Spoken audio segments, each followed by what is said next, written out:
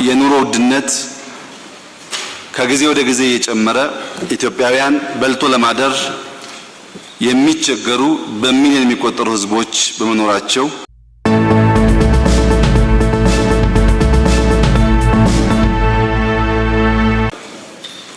የኢኮኖሚ ማሻሻያ የሚያስፈልግበት ዋናው ምክንያት ሀገራችን ላለፉት ዓመታት ስትበደር ቆይታ አሁን መክፈያ ጊዜው ሲደርስ ለመክፈል ከፍተኛ ችግር እየሆነ የመጣበትና ተበድሮ መክፈል የማይችል ሀገር የማይታመን ወደፊትም ለመበደር የሚቸገር በመሆኑ ኢኮኖሚ ማሻሻያዎች እያደረጉ ይህንን ችግር መፍታት በማስፈለጉ፣ ሁለተኛ ፕሮጀክቶች መጀመር እንጂ መጨረስ ችግር እያስከተሉ ስለመጡ በ5 ቀን በ10 ብር የጀመርነው ፕሮጀክት በ20 ብር በ10 ቀን መጨረስ ወደማንችልበት የማስፈጸም አቅም ውስንነት የገባ ሀገር መሆኑ፣ ሶስተኛ የኑሮ ውድነት ከጊዜ ወደ ጊዜ እየጨመረ ኢትዮጵያውያን በልቶ ለማደር የሚቸገሩ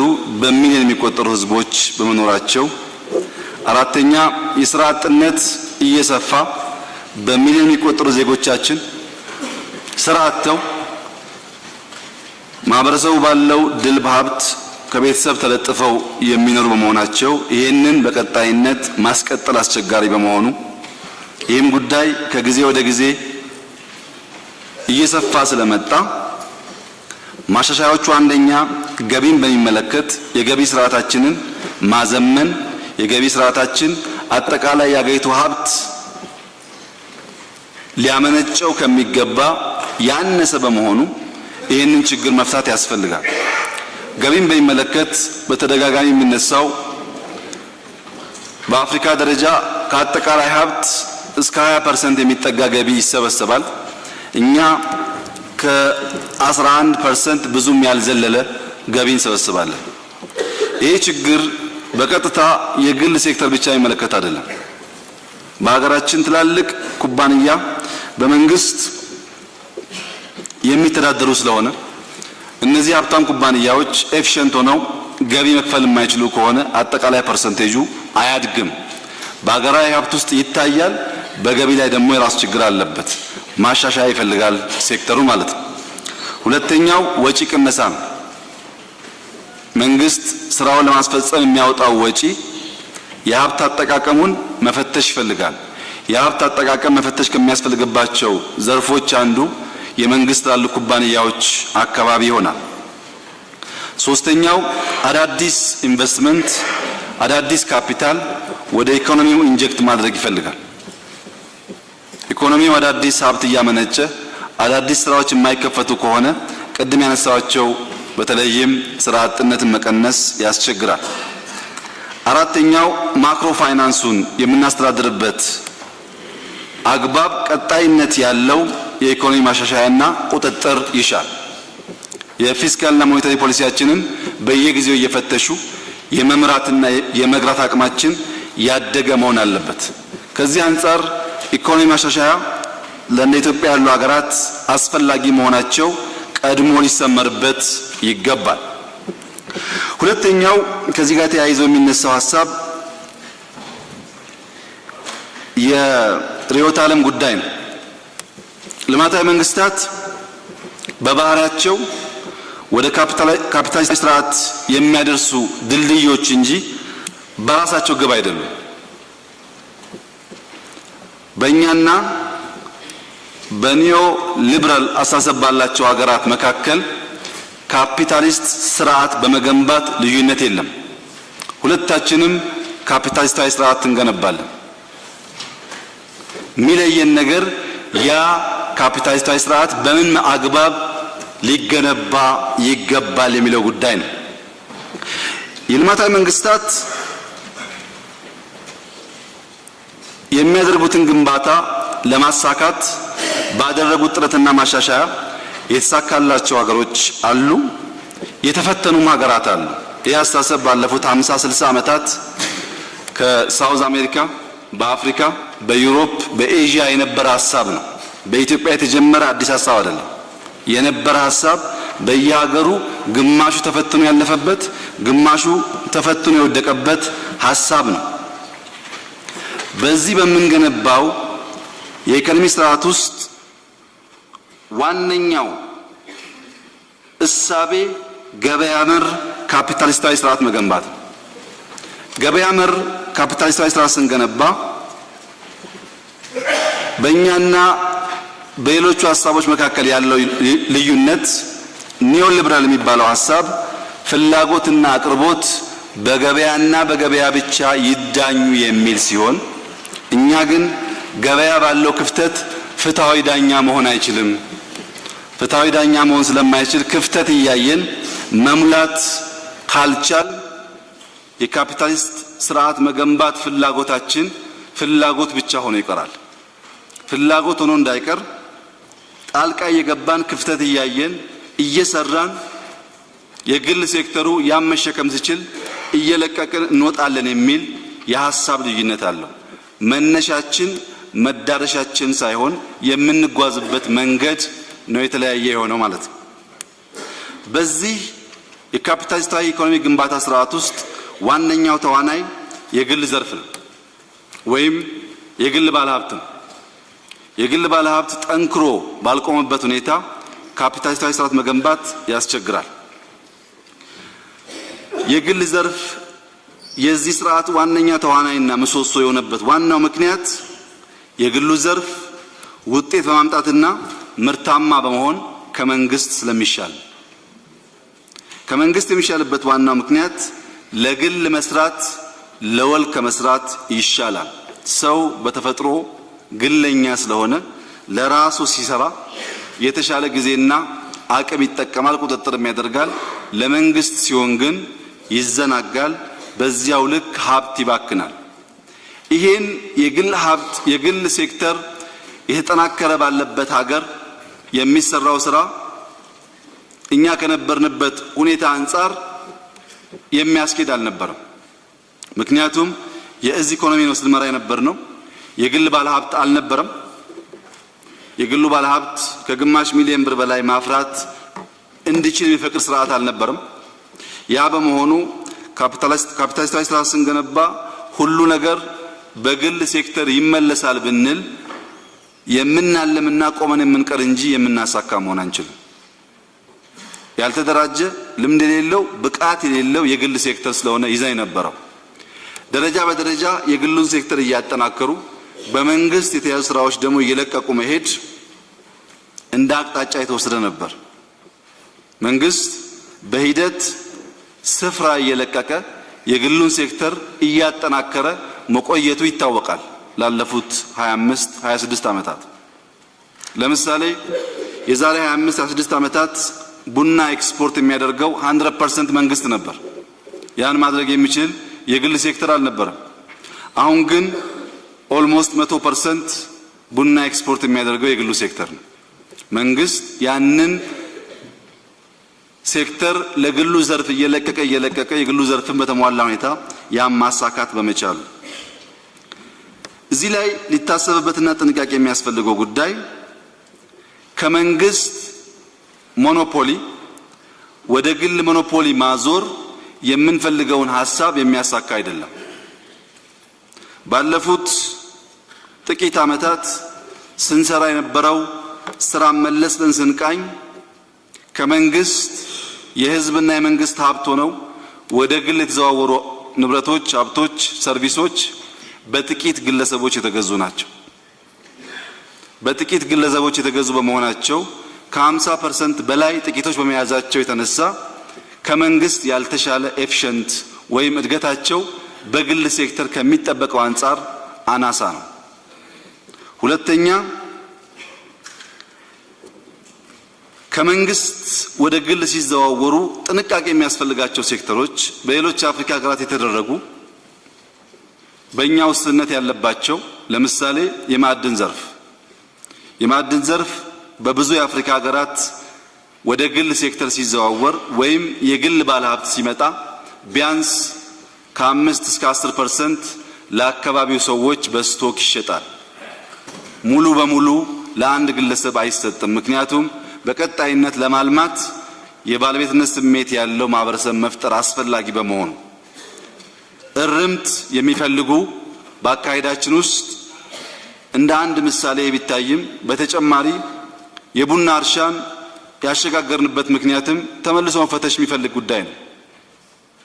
በዚህ ኢኮኖሚ ጊዜ የህዝቡን መሬትና ቡና ወርሶ የመንግስት ያደረገው ስርዓት ያን ሀብት ወደ ግል ሲያዘዋውር በሺህ ሄክታር የሚቆጠሩ ሰፋፊ ቦታዎች በግል የተዘዋወረበት ገንዘብ መጠንና ሁኔታ ከዚያ በኋላ ያለው ልማት አጠቃላይ ከመንግስት ወደ ግል የሚደረገው ሽግግር በተሳካ ሁኔታ ያልተመራ መሆኑን ያመለክታል።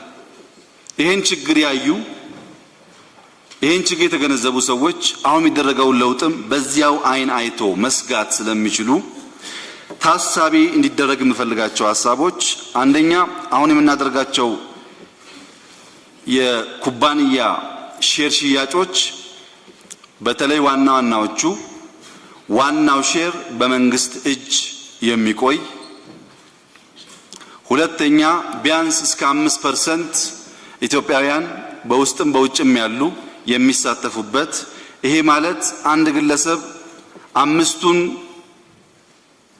ያለውን ድርሻ መግዛት ይችላል ቢል መግዛት የማይችልበት በጥቂት አቅም ብቻ ለብዙዎች የሚሰራጭበት ማለት ነው። 5% በሚሊዮን የሚቆጠሩ ሰዎች የሚሳተፉበት ይሆናል። ከዚያ የተረፈው ከ30 እስከ 40 የሚጠጋው ፐርሰንት በሴክተሩ ቢያንስ ከ1 እስከ 10ኛ ከፍተኛ ልምድ ያላቸው ኩባንያዎች ብቻ የሚሳተፉበት ይሆናል።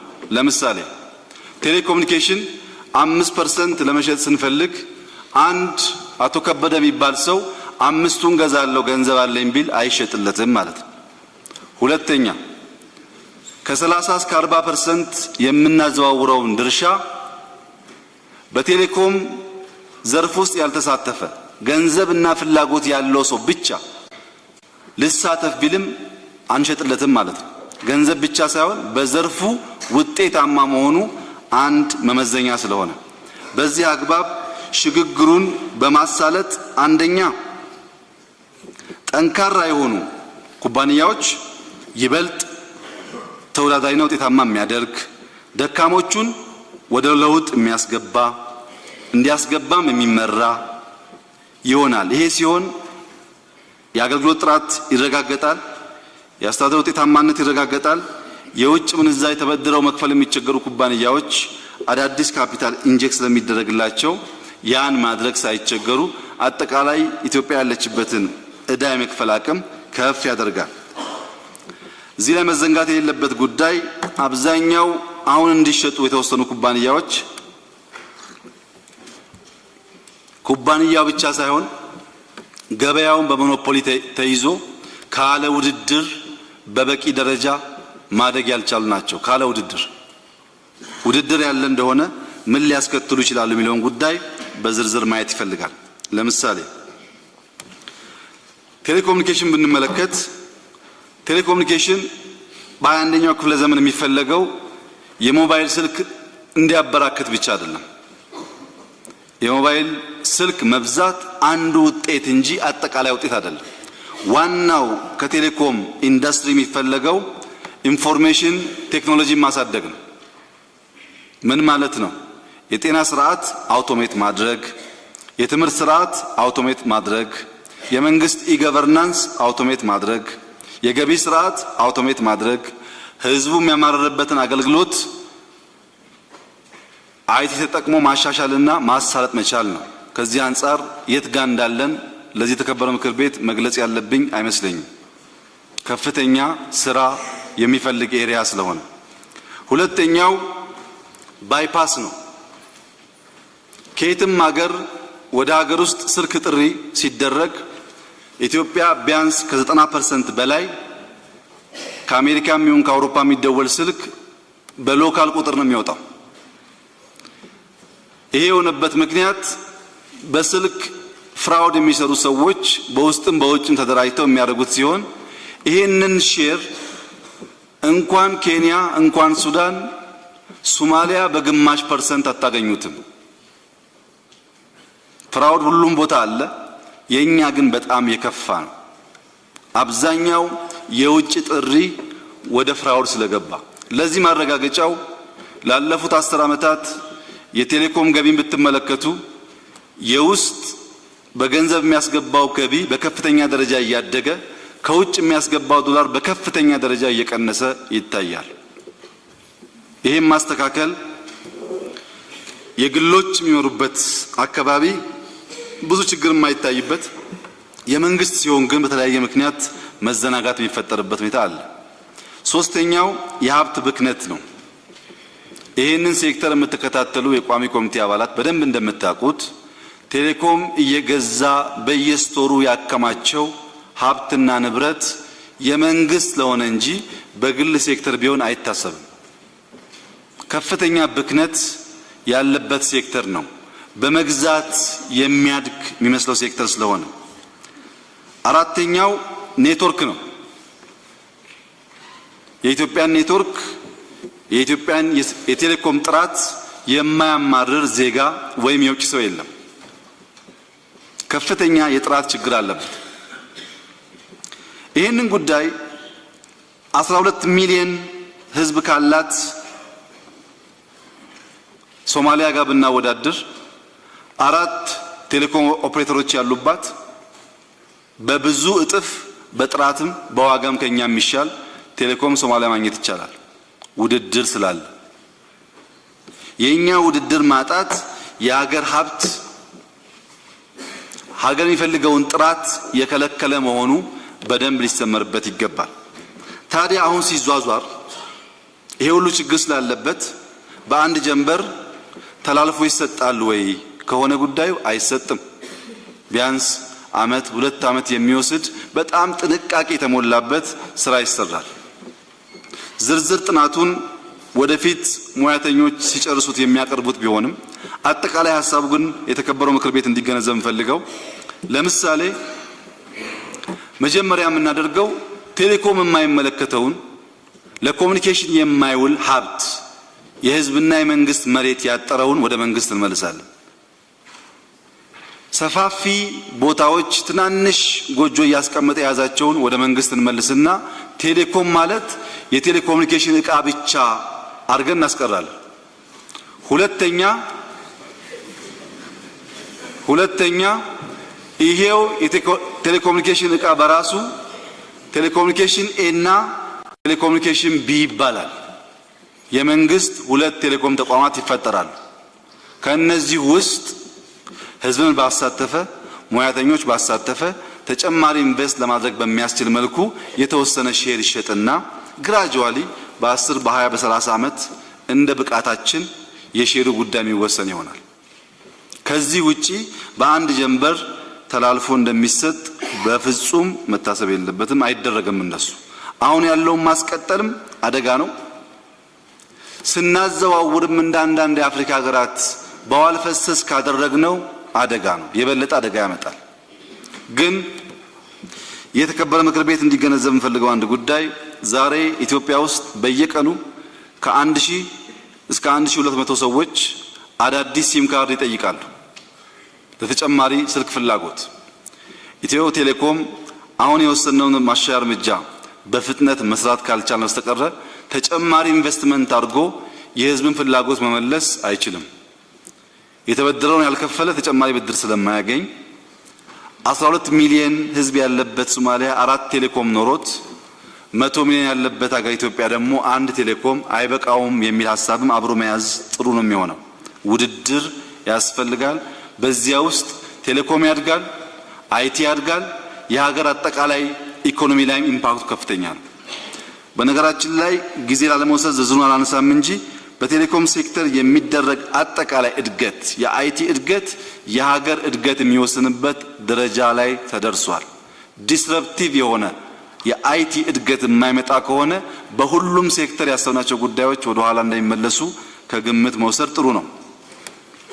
ከኢነርጂ አንፃር አብዛኛው ጉዳይ በኢንቨስትመንት አዋጅ የተከበረው ምክር ቤት ያወጣው 2004 ላይ እነዚህ ጉዳዮች ቴሌኮምም ይሁን ኢነርጂ በግልጽ የተቀመጡ ናቸው። አዲስ እሳቤ በውስጡ የለበትም። ኢነርጂን በሚመለከት ማመንጨት መሸጥ በአዋጅ ተፈቅዷል። የማይፈቀድ ክልክል የተደረገበት ሰፊ ናሽናል ግሪድ ትራንስፖርት ማድረግ ላይ ነው።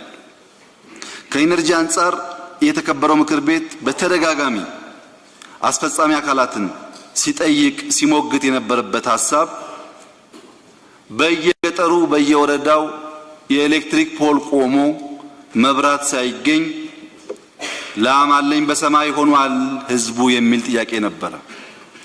ላም አለኝ በሰማይ የሆነበትና ፖል ቆሞ የቀረበት ዋናው ምክንያት በአንድ ጊዜ ኢትዮጵያን የሚያክል ሀገር ኃይል አመንጭቶ ትራንስፖርት አድርጎ ማድረስ ለመንግስት ያስቸግራል።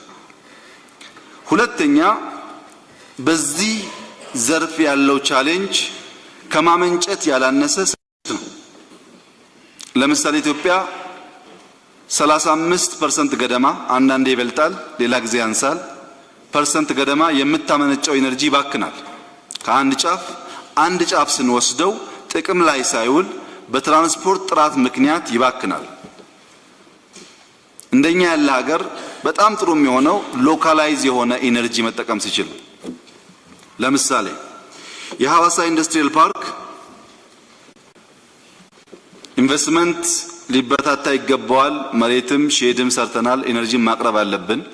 ግን አንድ የግል ባለሀብት ለሐዋሳ ኢንዱስትሪያል ፓርክ ከሐዋሳ የሚወጣ ተረፈ ምርት ቆሻሻ ተጠቅሜ ሶላር ተጠቅሜ አምርቼ ሸጣለው ቢል ለሀገር ለራሱ ለኢንዱስትሪያል ፓርኩም በጣም ጠቃሚ ነው። ምክንያቱም ትራንስፖርት ተሌለው ህግ አይከለክልም፣ ሎካል ነው። ሁለተኛ ሌላ ቦታ ባጋጠመ ችግር ምክንያት መብራት ዳውን ቢሆን የሐዋሳ ኢንዱስትሪ ስራውን ይሰራል ማለት ነው ሳይቸገር ሎካል ስለሆነ። አሁን ግን ከዚህ አዳማ ትራንስፖርት ስናደርግ ዱከም ላይ ችግር ካለ አዳማ መብራት የለም በማይመለከተው ችግር። እንደ አዳማ ያሉ እንደ ሐዋሳ ያሉ እንደ መቀሌ ያሉ ከተሞች ሎካል ቢሆንላቸው ችግር ለመፍታት ቶሎ ለመጠገንም እድል ይሰጣል። ከዚህ አንጻር ኢነርጂ ሴክተር አካባቢ ያለውን ጉዳይ ለግል ማሸጋገር ብቻ ሳይሆን ዩኒቨርሲቲዎች ሐዋሳ ዩኒቨርሲቲና ኢንዱስትሪያል ፓርኩ ጎን ለጎን ናቸው። ሁለቱም የራሳቸው ኢነርጂ ማምረት ከቻሉ እና ቀን ቀን ሐዋሳ ዩኒቨርሲቲ ስለማያስፈልገው ለኢንዱስትሪያል ፓርኩ ሼር ቢያደርግ ማታ ማታ ሺፍቱ የሚቀንስ ከሆነና ፓርኩ ብዙ ኃይል የማይጠቀም ከሆነ ለዩኒቨርሲቲው ቢሰጥ ልክ እንደ ውሃ ጌጅ ማን ለማን ምን ያክል እንደሰጠ መለካት ስለሚቻል ስትጠቀም ተጠቅመህ ሳትጠቀም ስትቀር ደግሞ የምትሸጥበትና የምታተርፍበት እድል ይሰጣል። ምን ማለት ነው? ኢነርጂ ጀነሬት ማድረግ እና መጠቀም እንጂ ስቶር ማድረግ የዓለም ችግር ነው። ስቶር ስለማይደረግ ያመረተውን መጠቀም ሲሳነው ደግሞ መሸጥ የሚችል አፕሮች ይሆናል። በዚህ ምክንያት የሚያሳልጥ መሆኑን ታሳቢ ማድረግ ጥሩ ይሆናል። ብዙ ጊዜ እንደ ስጋት የሚታየው የአየር መንገድ ነው። መስጋትም ትክክል ነው። የሀገር ኩራት የሆነው እና ባንዲራችንን ዓለም ላይ ይዞ የሚዞረው ትልቅ ስምና ክብር ያለው አየር መንገድ በቀላሉ ወደ ግል ዞሮ አደጋ ያስከትልብናል የሚል ፍራቻ የተከበረው ምክር ቤት ቢያነሳ የኢትዮጵያ ሕዝብ ቢያነሳ ተገቢ ጥያቄ ተደርጎ መወሰድ አለበት። ይሁንና በዚህ ሴክተር ባለፈው ኢንቨስትመንት አዋጅ ስናጸድቅ ካስቀመጥነው በተጨማሪ አዳዲስ ባህሪዎች የተፈጠሩት አንደኛ የአፍሪካ መሪዎች በአፍሪካ ደረጃ አንድ ኤርላይን ይኑር የሚል ስምምነት ተፈራርመዋል። ኢትዮጵያን ጨምሮ የኢትዮጵያ መሪዎች ተፈራርመዋል። አንድ በኢኮኖሚክ ኢንቴግሬሽኑ አንዱ ፖይንት የአፍሪካ አየር መንገድ አንድ ይሁን የሚል። ይህን ተከትሎ የኢትዮጵያ አየር መንገድ ከእናንተ አዋጅ በኋላ የማላዊ አየር መንገድ 49 በመቶ ገዝቷል። የማላዊ ኤርላይን ግማሹ የኛ ነው። ሁለተኛ በዛምቢያ 45 በመቶ ሼር ገዝቷል። የዛምቢያ አየር መንገድ ግማሹ የኛ ነው። በቻድ 49 በመቶ ገዝቷል። የቻድ አየር መንገድ ግማሹ የኛ ነው። በጊኒ 49% ገዝቷል። ቶጎ 49% ገዝቷል። ሌሎች ሀገራት ላይ በመግዛት ፕሮሰስ ላይ ይገኛል። የኛ አየር መንገድ ማለት የቶጎም ግማሽ ማለት ነው። ይሄ ሲሆን አሁን ባለው ተጨባጭ ሁኔታ አፍሪካ ውስጥ እንደ ኢትዮጵያ አየር መንገድ ውጤታማ አለ ማለት ያስቸግራል። ይሄን አቅሙን እያሰፋ ሲሄድ